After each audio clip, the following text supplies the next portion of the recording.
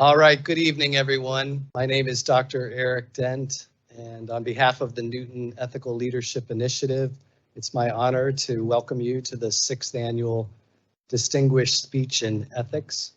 And we're able to host wonderful events like this thanks to the visionary leadership of people who have made this possible, and I'd like to just call out a couple of those. Bob and Linda Taylor, who are here tonight, and Brian and Kim Rist, who are not able to be here. Today is actually Kim's birthday, and I hope you all enjoyed a very nice dinner, but Brian said he was on the hook for a better meal than even what we had tonight, so they're not able to be here tonight. The students that are here tonight, many of them are in our leadership course or organizational behavior and ethics. And when many people hear the word ethics, probably the first thing that comes to mind is all the breaches, the ethical problems, the issues that we read about in the paper. And so we're teaching our students not to be those exceptions that we read about, but in fact, we know that by teaching them in positive methods, focusing on character, focusing on integrity, giving them positive examples. They study the Uncommon Friends Foundation Business Ethics Award winning companies, that makes a difference. We also tell them that if every day with big decisions and small decisions all day long, they can do the right thing, that it's like being a cape-wearing hero to do that. We teach them and invite them to be courageous, to develop their moral and ethical muscle, so that when they see situations where they know something's not right, they actually feel confident and are successful in speaking up. And if we develop that skill in them, then that becomes a habit. So something that they're able to do readily. I just want to tell you about two other items of our program, one that just happened and one that's about to. Our FGCU ethics case competition team recently, maybe 2 weeks ago, competed in a North America competition, and we actually won our division. So that was, that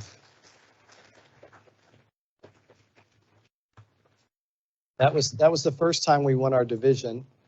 We actually placed a little bit higher than some universities you may have heard of, like the University of Florida and Penn State University and Georgetown University and Florida State University and many, many others. So FGCU was definitely got a higher profile as a university that does outstanding work in teaching students about ethics there.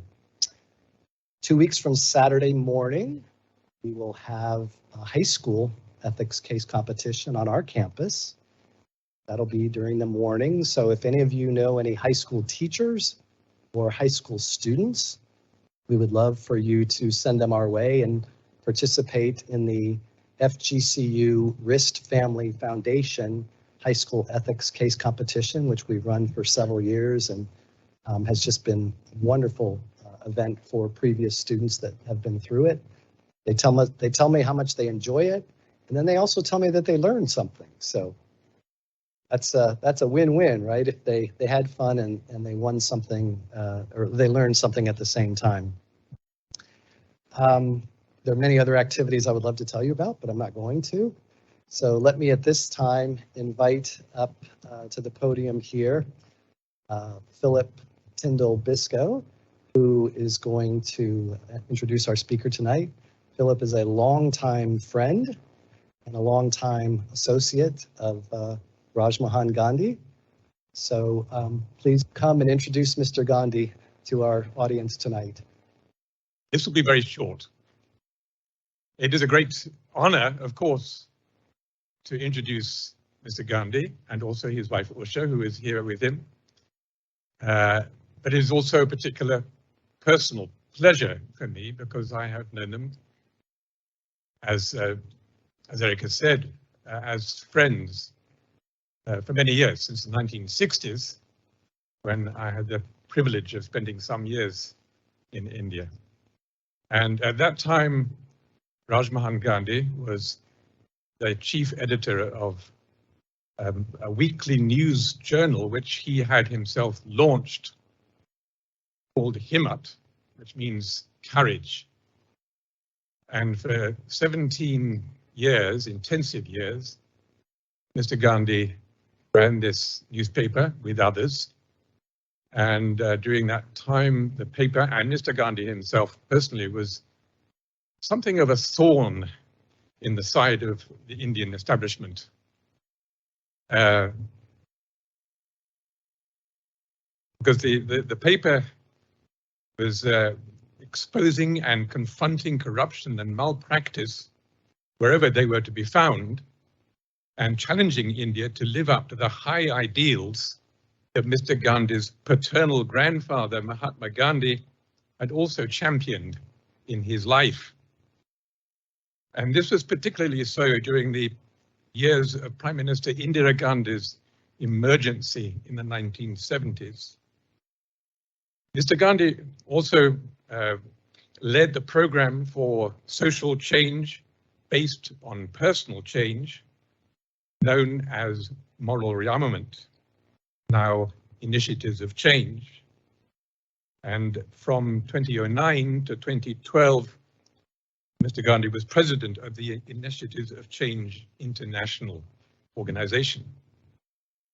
Mr. Gandhi's maternal grandfather was another towering figure in the period of Indian independence, Sri Rajagopalachari, who was Governor General over the time of the transfer of power from Britain.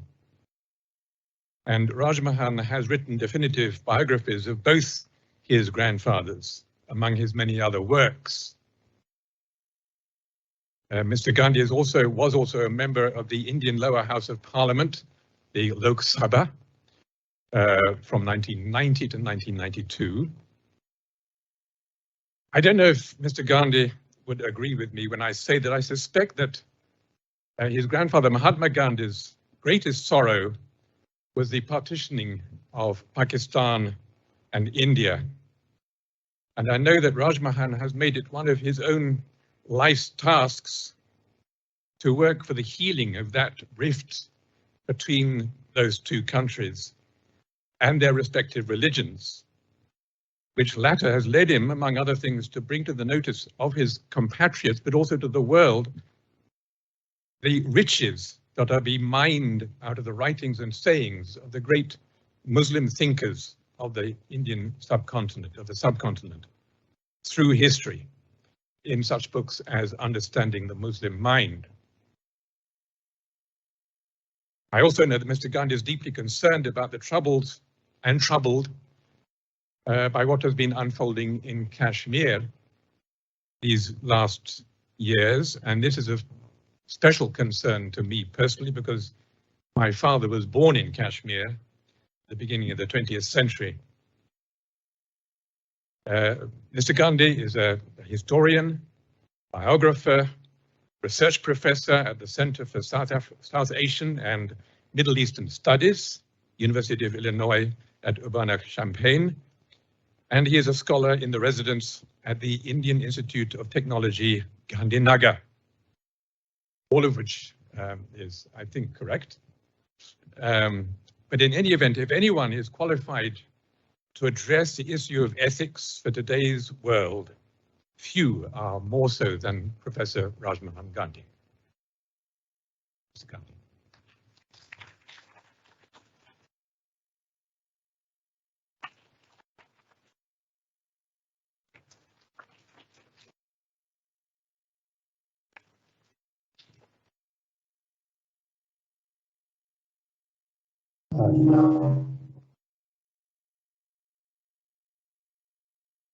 Initial statement of how dangerous I am.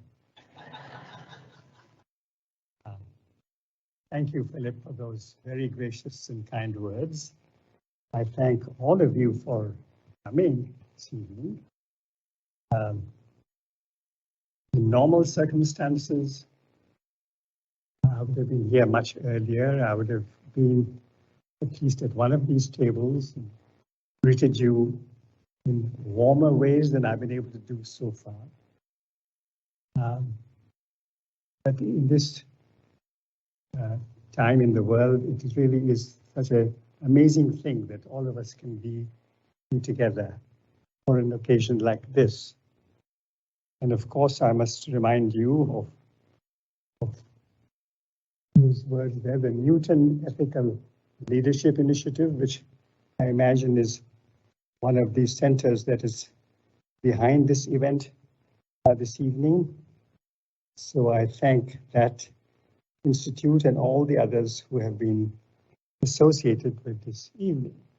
And of course, but before I mention Professor Dr. Eric Dent, I must also mention Margaret, Philip's wife, who's here.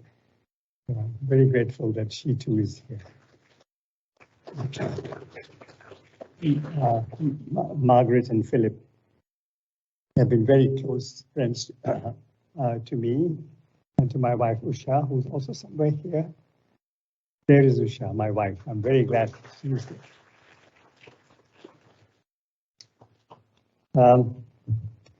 Now, we're all aware that it takes guts in this 21st century to be a professor of ethics.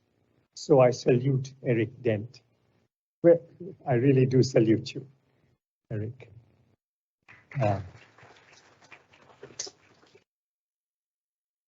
To be a professor of ethics is, of course, so daunting. But even to give a single lecture on the subject of ethics demands some brashness. So I think I too must have a pretty thick skin. What makes this a little easier is the memory of Jim and Ellie Newton, in whose honor I speak. Perhaps there are people listening who knew Jim and Ellie better and more continuously than I did.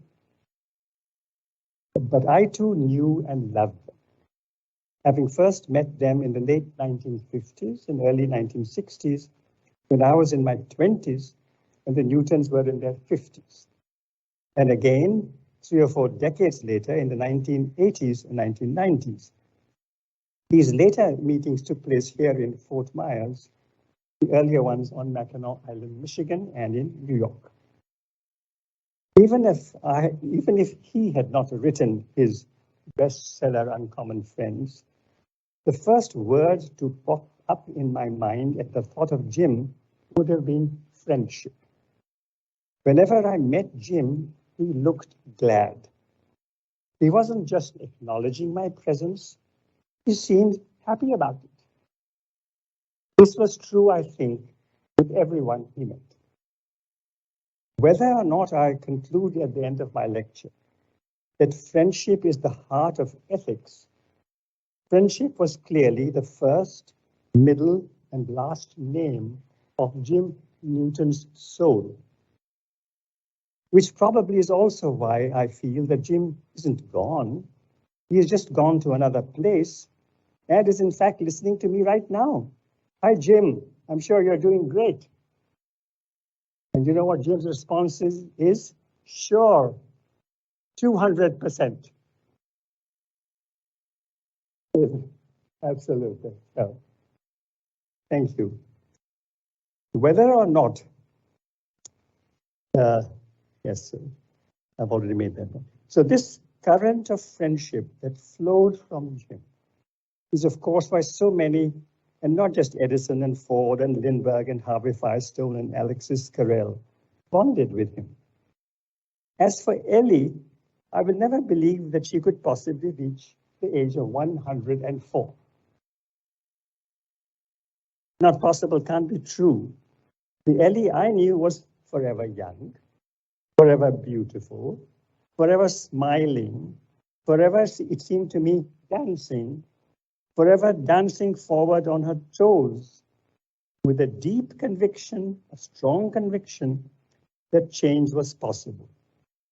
Change in the way people treated one another, even change in the way nations treated one another. Dear Jim, dear Ellie, I salute you. All of us know that professional ethics isn't always a simple or straightforward question. Whether for doctors, nurses, lawyers, teachers, policemen, accountants, psychologists, politicians, journalists, or for those in any other career or vocation. And it's not a question I will go into. I will only say that in my work during the last quarter century as a professor at the University of Illinois, that is, as a state university employee, I have been required almost every half semester to complete an online training course on ethics. This requirement has taught me two things.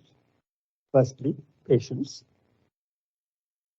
And secondly, awe at the depth of what a university at different levels must wrestle with. In this lecture, I will share my understanding of ethics in relations between human beings and in relations between groups of human beings. Let me start by saying that my take on this question has been influenced by encounters in my life, including my encounter with my grandfather and his ideas, and my encounter with an idea that was a huge influence on the lives of Jim and Ellie Newton. The idea put across by Moral Rearmament, MRA, known earlier, even before World War II, as the Oxford Group, and now known for the last 2 decades or more as Initiatives of Change. I must acknowledge that today Initiatives of Change is not known as widely in the world and in the US as MRA was in the 50s, 60s, and 70s. Jim and Ellie Newton would have told you that MRA was a major influence in their lives. In fact, Jim and Ellie were seen by many as being among the leaders of MRA, even if they did not see themselves that way. Let me add for myself, with pride and gratefulness, that I continue to be associated with MRA, that is, with Initiatives of Change, and had the privilege, as Philip mentioned, of serving as president of Initiatives of Change International in 2009 and 2010. My father, Devdas Gandhi, who died in 1957, the youngest of Gandhi's 4 sons, he had no daughters, was for over 2 decades the editor of the Hindustan Times, a newspaper published from India's capital, New Delhi. The Hindustan Times was and still is one of India's great newspapers. Earlier, when my father was 31, he had met Frank Bookman, the founder of MRA, in London in 1931. My father's father, the Mahatma, was in London for talks about India's independence. My father was serving him as a secretary. Bookman, the Pennsylvania-born American, was also in London at that time. 2 decades later, in 1952-53, and again in 1955, when Bookman was in New Delhi along with many of his associates, my father welcomed Bookman and helped in finding beds in the city for his large international team. One result of my father's friendship with Dr. Bookman and his team was that in 1956, when I went to Edinburgh, Scotland, to train with the newspaper The Scotsman, I stayed for 9 months as a paying guest in the home of a leading Edinburgh doctor who was actively associated with MRA. That stay in Edinburgh, 56 to 57, with Dr. Patrick Petrie and his wife and sons, my association with them and their MRA friends brought a turn to my life. Thereafter, in the months and years that followed, I met hundreds of individuals, many of them American, who had accepted a very simple, almost childlike idea, which was this: if they wished to change the world, they should start with themselves. In Edinburgh, in the fall of 1956, I too embraced the idea. I was exactly 21. That fall, I could not stop looking at a little book that MRA had produced.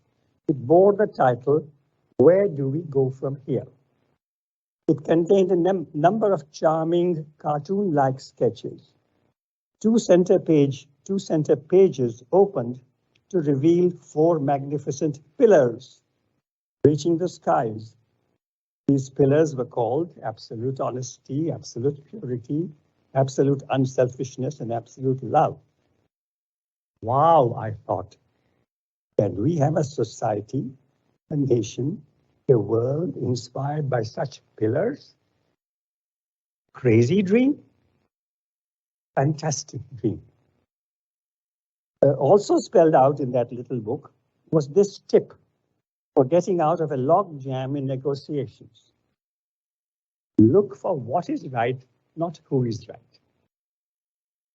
I read other books too, with titles like Life Changers, Soul Surgery, and For Sinners Only.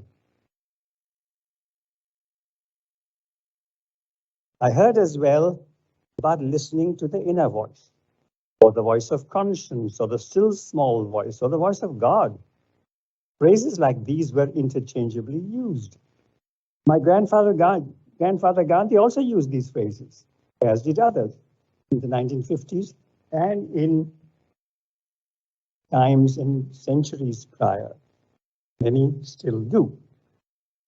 From my MRA friends, I heard this claim, quote, when man listens, God speaks. When man obeys, God acts. When men change, nations change, unquote.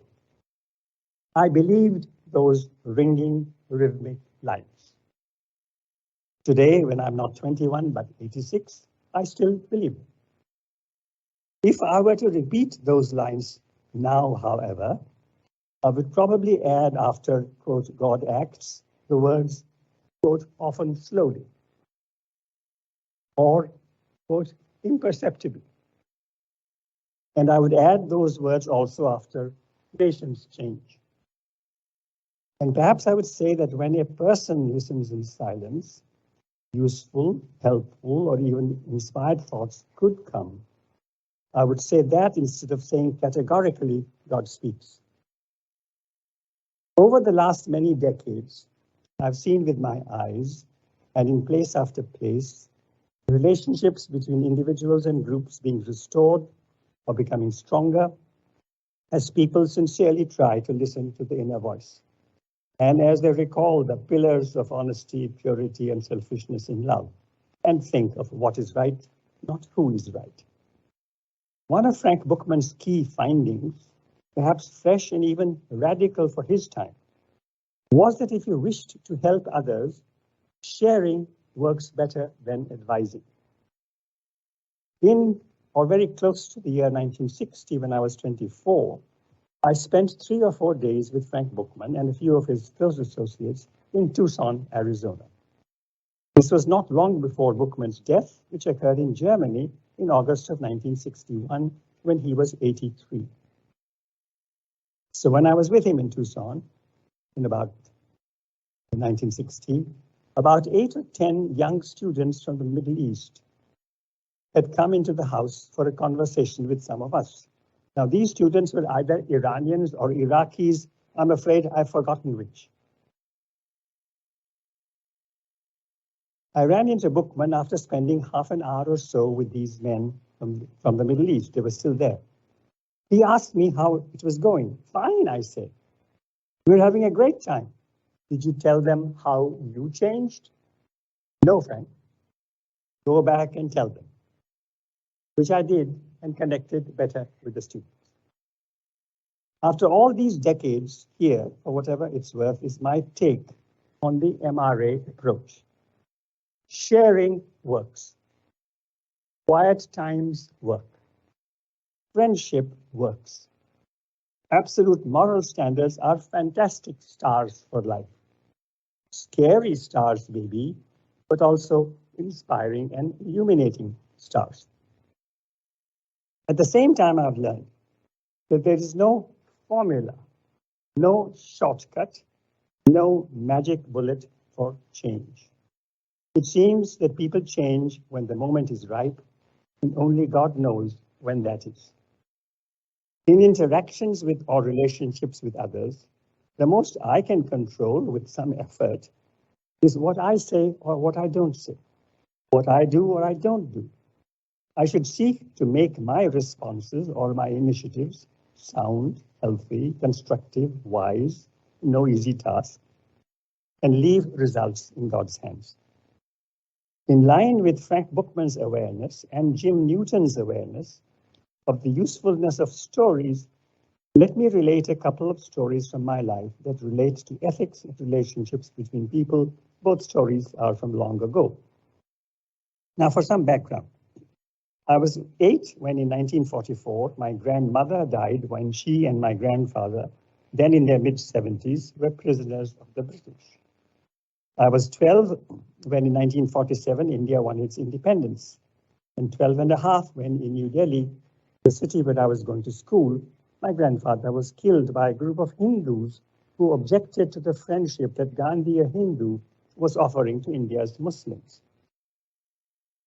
Many of you know that the India that became free in 47 was also divided into two, as Philip mentioned, a Hindu majority India and a Muslim majority Pakistan. Killings marked the partition, and many Indians and Pakistanis stepping into the future thought of one another as enemies. Although I had been moved by my grandfather's efforts for Hindu-Muslim reconciliation and friendship, I too, as a youngster, had absorbed some of New Delhi's street-level prejudice. I was 16 years old in September of 1951, 4 years after India and Pakistan had emerged as free nations, when a young journalist working on the newspaper my father was editing came up to our apartment, which was located right above the newspaper's offices, and knocked on the door. He had with him a piece of paper, hot off the teleprinter, which he wanted to show my father. I looked at the piece of paper as I let him in. It read, quote, Liaquat Ali Khan, Prime Minister of Pakistan, has been shot. MTF. Knowing that MTF meant more to follow, I said to the journalist, quote, I hope what follows is news that he is dead. Expecting a smile at my clever remark, I was surprised when the journalist gave me a frown. I was embarrassed, rightly so. Later, I recognized that more than stupid prejudice, a desire to be macho had prompted my comment. I was a boy trying to be a man. 5 years later, when I was 21 and in London, England, I was invited to a lunch meeting where a man from South Africa spoke brilliantly. He was what some would call a black South African, though in his country, a man like him would be known for his name and his profession, not for his skin color. In 1956 in South Africa, people like him were often described as, quote, natives, unquote. I had seen and heard him earlier in a film where he was a most impressive presence. However, while watching that film, I told myself that this man was surely speaking to a script written by others, perhaps European or an American. When I heard his brilliant short speech at that London lunch, I said to myself, my God, what a man! And I was horrified at the ignorance and the bias behind my earlier assumption. I did not know the world. In my arrogance, I thought I knew. In reality, I didn't even know myself properly. Now, in the 65 years plus since that lunch in London, having been to dozens of countries and met and listened to God knows how many people, having studied the histories and conflicts of some parts of the world, and even written about some of them, I have learned this. We human beings have opinions about one another. We don't have knowledge. We are judges pronouncing verdicts without evidence. We don't read, we don't listen, but we think we know. I've learned that the first step to knowledge, leading to riches we can acquire from all who are around us, is to remind myself that I don't know. One result of recognizing my ignorance, my arrogance, my biases, was that I studied, researched, and found out more and shared with others what I was learning. To my great good fortune, some of my books seem to have added a little to clarity and may even have assisted a little bit in the difficult process of understanding and reconciliation among divided communities. After I decided that history writing would be a serious part of my life, one of my first projects was a study of the lives of 8 influential Muslim leaders, including the man shot in 1951, who had helped shape the Pakistan and the India that had grown along with me.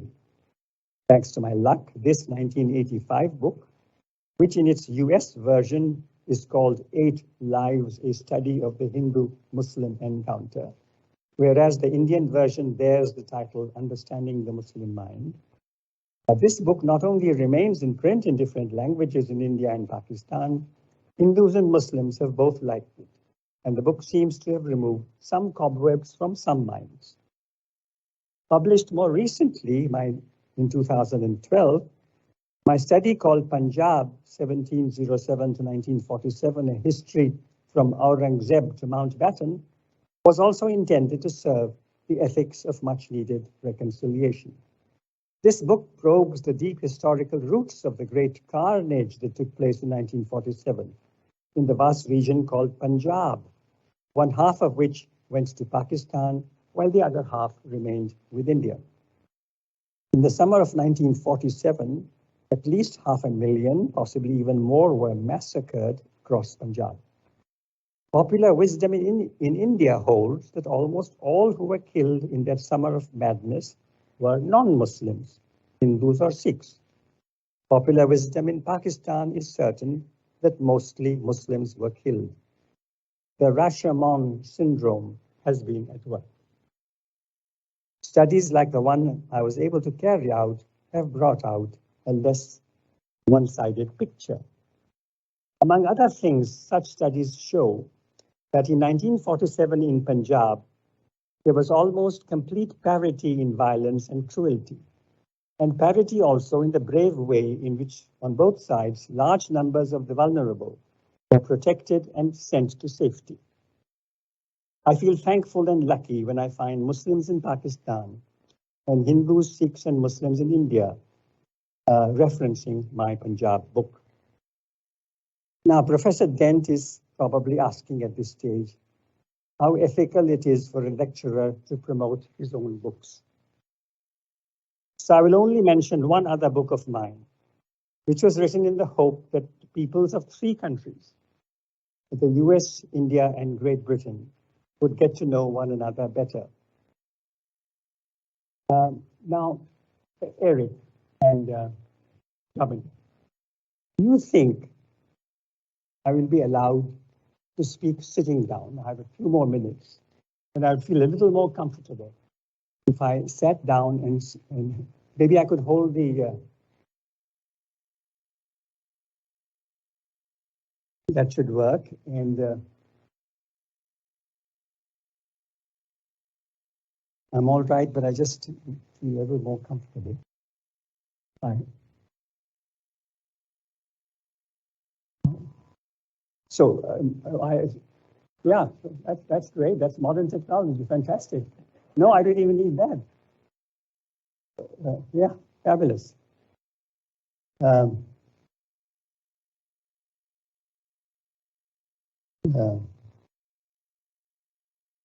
So I was mentioning this other book of mine.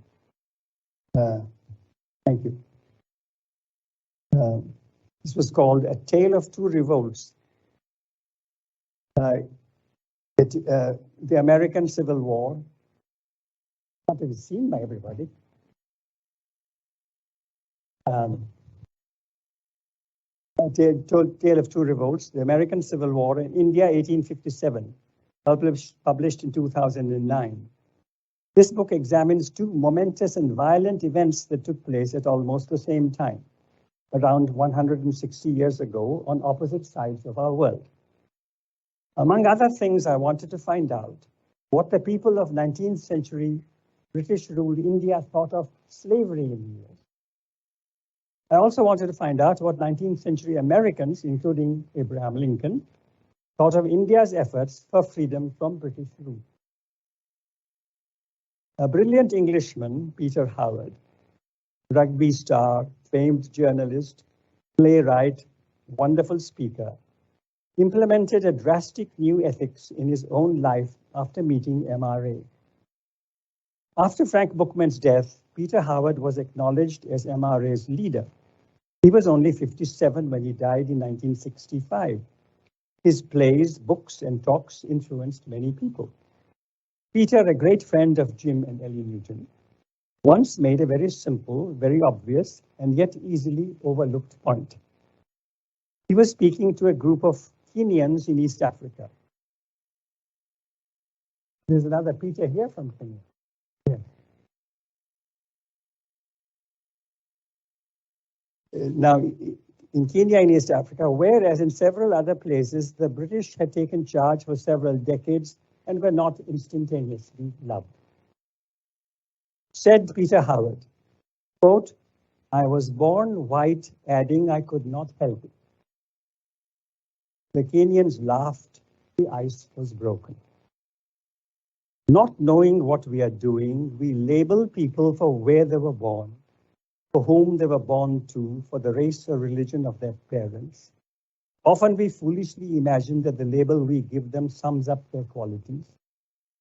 But I think we can accept that everyone has the right to exist, whoever they are, whoever their ancestors were, irrespective of what their forebears might have done or not done. Everyone has the right to exist. Everyone has the right also to be respected and to receive protection from the state and its officers. I think that should be widely accepted.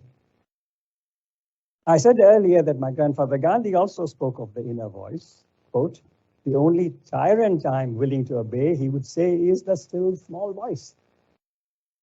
Gandhi nursed audacious goals that people at the time thought were crazy goals.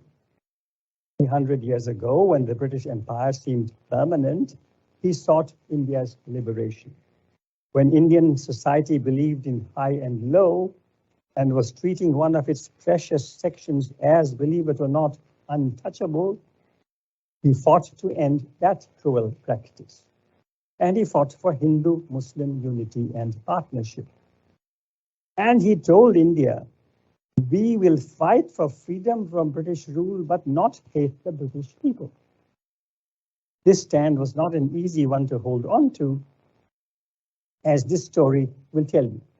A slightly complex story, so I request close attention. Some of you may be aware that the worst single incident in the annals of British rule over India was the Amritsar Massacre of April 13, 1919, also known as the Jallianwala Bagh Massacre. That day, over 10,000 people, Hindus, Muslims, Sikhs, most of them unaware of a ban on meetings freshly imposed by British officers, all of them completely unarmed, had gathered in the city of Amritsar on an open ground called Jallianwala, which was enclosed on three sides by 5-foot-high walls. The ban had been imposed following violence 3 days previously, April 10, when Indian demonstrators in Amritsar had killed 5 Englishmen. The meeting of April 13 had barely started when a British brigadier and 50 Indian soldiers under him with rifles approached and took possession of the entrance to the ground, which was also his sole exit. Without calling for dispersal, Brigadier Reginald Dyer ordered fire. For 10 minutes, the soldiers carried out the order. Almost every bullet got a victim. Official estimates said that 379 were killed and 1,000 plus injured. Unofficial figures were higher. That was on April 30. Now, in December of that year, 1919, the Indian National Congress, which was the chief vehicle for India's freedom movement, held its annual session in that same city, Amritsar, and discussed a resolution that condemned the massacre and also deplored the violence that had occurred 3 days previously at Indian hands. Now, here is an eyewitness record of the discussion by the INC which was left by a delegate called K.M. Munshi, lawyer and author from Bombay, who would later hold senior positions in independent India. Wrote Munshi, quote, "The hearts of most of us revolted at the latter part of the resolution. This must have been Mrs. Besant's work," many thought. She was, after all, British. Now, Annie Besant, an Irish woman, was a prominent leader of the INC. One Punjab leader gave expression to the feeling rather crudely. "No one born of an Indian mother," he said, "would have drafted those lines." Others too were indignant, and the latter part of the resolution was defeated by an overwhelming majority. The next day, continues the account by Munshi, first-hand account, the president wanted the committee to reconsider the resolution. As Gandhi Ji, he said, now Ji, you know, is the suffix you add to Indian names to connote respect. Gandhi Ji was very keen on it. There were vehement protests. Ultimately, Gandhi Ji went to the table to move that the resolution be reconsidered. Referring to the remark that no son born of an Indian mother could have drafted the resolution, Gandhiji stated that he had considered deeply and long whether, as an Indian, he could have drafted the resolution, or indeed he had drafted it. But after long searching of the heart, he had come to the conclusion that only a person born of an Indian mother could have drafted it. And then he spoke as if his whole life depended upon the question. When he stopped, we were at his feet. The resolution was reconsidered and accepted in its original form, unquote. Now, with interventions like this, Gandhi was giving a new meaning to Indian honor. He was enabling the independence movement to capture the moral high ground and put the empire on the defensive. About 3 decades later, right after the transfer of power was agreed upon, and India's partition too was accepted by all sides, Gandhi spent the first quarter of the year 1947, 3 months in that period, working for peace between Hindus and Muslims in East Bengal. East Bengal then was still part of undivided India. After August 47, it became part of Pakistan. In 1971, it would become part of Bangladesh, which split off from Pakistan. Now, in a portion of East Bengal called Noakhali, which had a large Muslim majority and a frightened Hindu minority, Gandhi, who was 77 at this point, and a handful of his co-workers walked from village to village, staying overnight in humble homes of Hindus and Muslims in 47 different villages. The goal was to encourage friendship, trust, reconciliation, courage. Evidently moved by Gandhi's effort, a Muslim resident of East Bengal, a man named S. Haq, H-A-Q, wrote Gandhi a letter saying he had had a dream where he saw Gandhi the Hindu reaching Islam. So Gandhi sent him this reply, quote, "I'm a simple man, no reader of visions. My motto is, quote, fear God and no other, and love thy neighbor as thyself." Gandhi was not spelling out any new ethic. He was only living out with courage an old ethic. A few weeks after this, in April of 47, Gandhi returned to Delhi. I saw him again several times. I was there as an 11-year-old in Delhi's Purana Killa, the old fort, sitting not far from the podium from where Gandhi spoke to hundreds of leaders from across Asia. They had gathered for a conference convened by Nehru, who 4 months later would become the Prime Minister of Free India. Here is what Gandhi told Asia's leaders in April of 1947. The scene is from my memory. The words are from archives.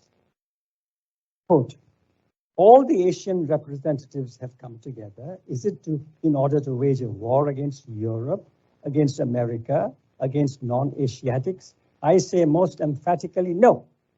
This is not India's mission. The first of Asia's wise men, continued Gandhi, these are all Asian leaders gathered there. The first of Asia's wise men was Zoroaster. He belonged to the East. He was followed by the Buddha, who belonged to the East, to India. He should have said Nepal too, but I guess most Indians think he's from India.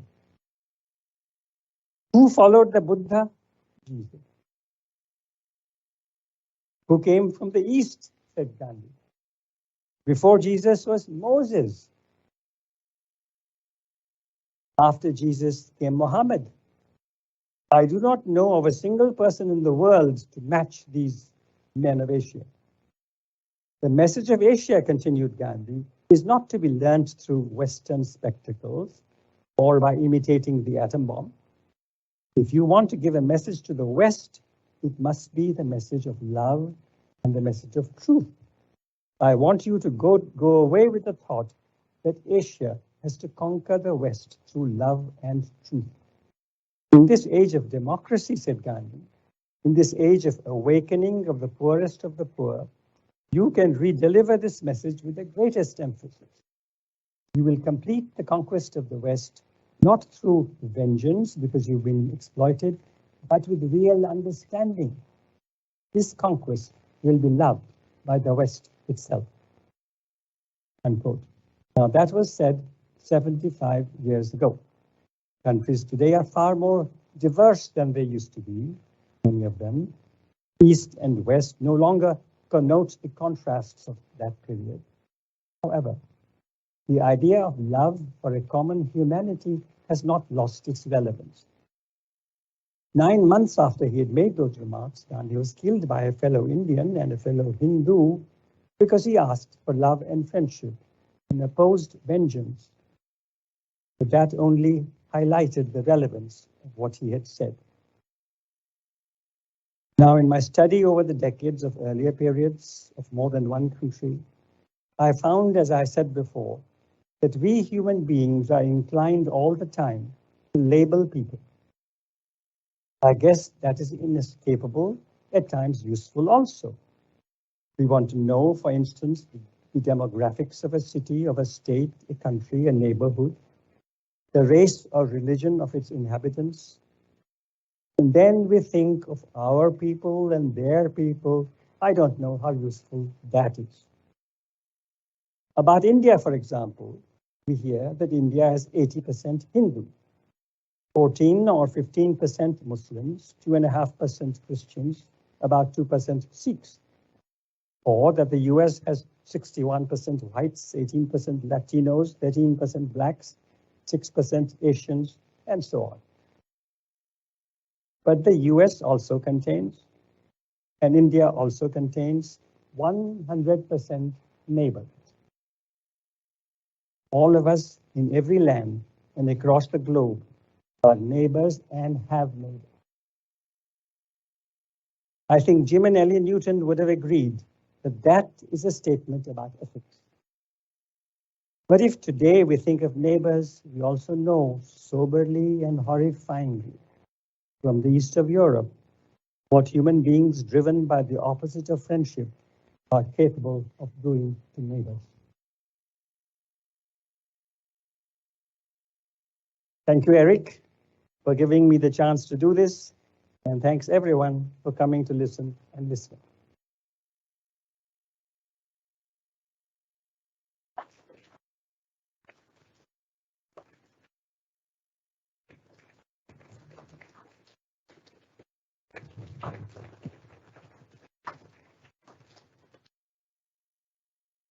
All right, we will not be able this evening to have any private questions or time with Mr. Gandhi, but he has agreed to take some questions now and speak loud enough for me to hear, and I'll repeat it into the microphone for those who are watching the video stream. Anyone have a question?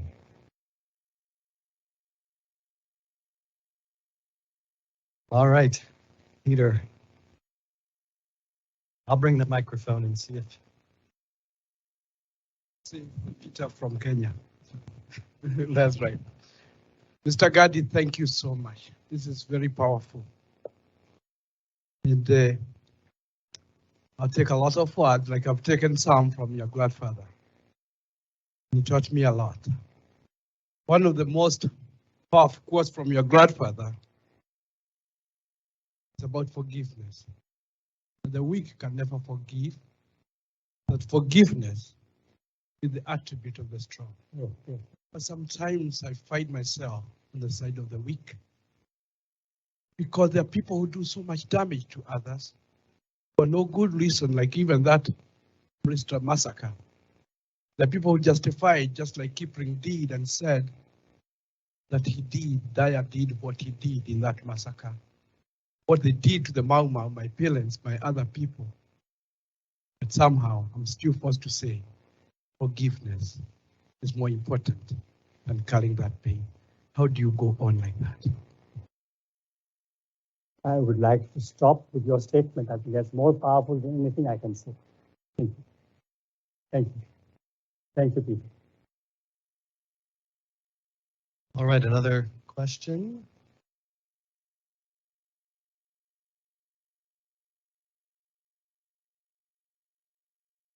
All right, if not, thank you all for coming tonight. Let's give one last round of applause for Mr. Gandhi. Thank you. Thank you. Thank you. Thanks to you. And we are dismissed and travel home safely. Thank you. Thank you, friends. Thank you very much.